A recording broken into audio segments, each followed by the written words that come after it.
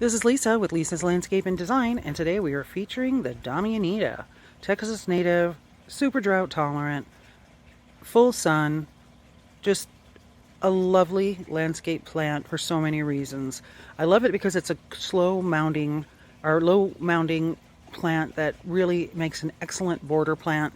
See here, I kind of have it along the front of my bed currently, just making a comeback from the winter months. But I really am in love with this just tiny little leaves on it. It's really interesting. I love the green. It has such a beautiful impact in the landscape. It is, of course, because it's a native, is going to be one that's going to be deer resistant, and again, super drought tolerant, full sun lover, and just profuse with yellow flowers all summer long. This thing just keeps on going, starts in early spring, keeps going all through the summer months, and it's just a beast in the Texas landscape. You know, with these hot summers we've been having and such water conservation issues as we've been having for many, many years, we have to be more conservative than ever in our plantings and the choices that we make.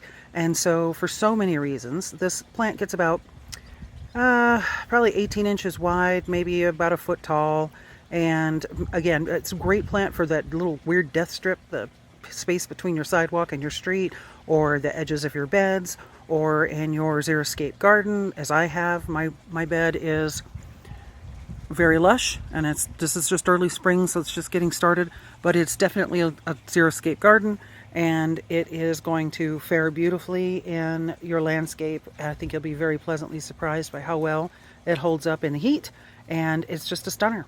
So with that, go get your garden on.